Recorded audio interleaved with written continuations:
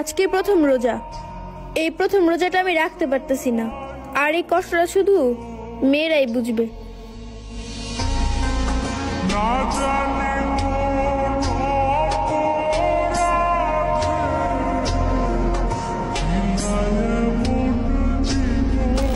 আহারে কি কষ্ট, কষ্টে আমার টুনটুনিকে দিয়ে দিতেছে। তো শুনো, নষ্টামি আর নোংরামি আজকালকার ট্রেন্ড, কারে রেখে কারে ভালো বলবা, সবাই এখন সেরা। টিকটকে দেখি বর্তমানে একটা কথাই চলে, প্রিয়ডাফার রোজার মাসে এমন একটা কাজ কিভাবে করলো। তো আজকে ওর সাথে যে আরেকটা বোকাচোদা আছে তারেও দিব আমরা বাস। তো চলো শুরু করি আজকের ভিডিও।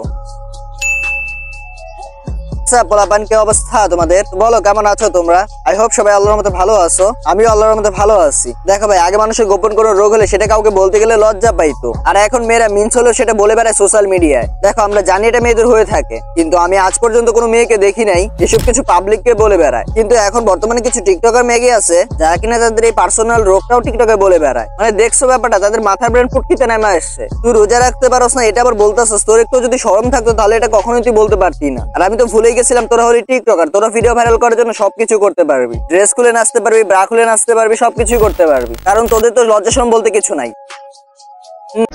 আজকে প্রথম রোজা। এই প্রথম রোজাটা আমি রাখতে পারতেছি না, আর এই কষ্টটা শুধু মেয়েরাই বুঝবে। এটা বুঝলাম তুই অসুস্থ।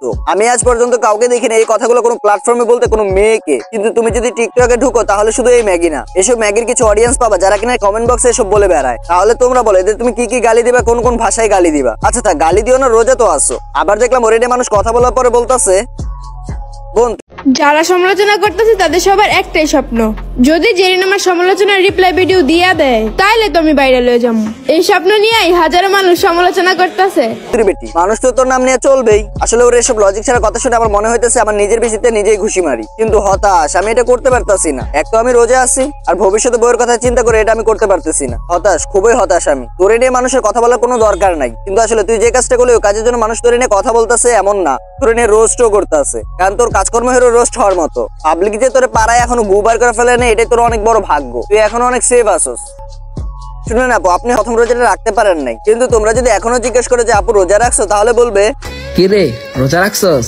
তাহলে ভাই তোর কি এখনো পিরিয়ড ভালো হয় নাই, নাকি তোর পিরিয়ড 365 দিনই থাকে? আসলে এরা নষ্টামি করতে করতে এত পরিমাণে করে ফেলছে যে তারা তাদের মা বাবা ভাই বোনের সাথে কি করতেছে এটাও তারা জানে না। এখন কথা হলো, পিরিয়ড আপর আম্মুর কাছে আমার একটা প্রশ্ন, আন্টি আপনি যদি ওই রাতে একটু আঙ্কেলকে বাধা দিতেন তাহলে হয়তো আপনার এমন একটা মেয়ে আর আমাদের এমন একটা ম্যাগির দেখা লাগতো না। কিন্তু আন্টি আপনি এটা করলেন না, তাই আজকে আপনার এই ম্যাগির মতো মেয়ের জন্য মানুষ আপনাকে গালি দিচ্ছে। আর এর সাথে যে খানকির পোলারে দেখতেছো, না না না না নিজের কন্ট্রোল করতে হবে হোয়াটএভার, এই খানকির পোলা বলে আবার এটা নাকি একটা জাস্ট কন্টেন্ট। তাহলে বলতাছি কি ভাই, তোদের তো ভিডিও ভাইরাল হওয়া নিয়ে কথা, তাই না? তাহলে আমি তোদের একটা আইডিয়া দিতে চাই, তোরাও জান্নাত তোর মতো লিঙ্ক বের করে ফেল। কিন্তু ভাই লিঙ্ক বের করলে একদম খোলামেলা লিঙ্ক বের করিস, তাহলে আরো বেশি ভিউজ পাবি, সাথে টাকা তো পাবি ফাও। তো দেখো, এই ম্যাগিকে নিয়ে আজকের মতো ভিডিওটা এই পর্যন্ত রাখছি। যদি আরো চাও তাহলে আমাকে কমেন্ট করে বলো। আর বর্তমানে আমার চ্যানেলের অবস্থা খুবই খারাপ গাইস, আমি নিয়মিত ভিডিও দিতে পারতেছি না, তার জন্য আমি সরি। তবে আমি চেষ্টা করতেছি আমি তোমাদেরকে রেগুলার ভিডিও দেওয়ার। আর আমি ভালোভাবে স্ক্রিপ্টটাও লিখতে পারতেছি না, এত সুন্দরভাবে গুছায় স্ক্রিপ্টটাও লিখতে পারতেছি না। তবে আমি চেষ্টা করবো তোমাদেরকে ভালো কিছু উপহার দেওয়ার। সো আজকের মতো এই ভিডিওটা এই পর্যন্তই। ভিডিওটি কেমন লাগছে অবশ্যই কমেন্ট করে জানাও। আমি জানি বেশি একটা ভালো লাগে নাই। সো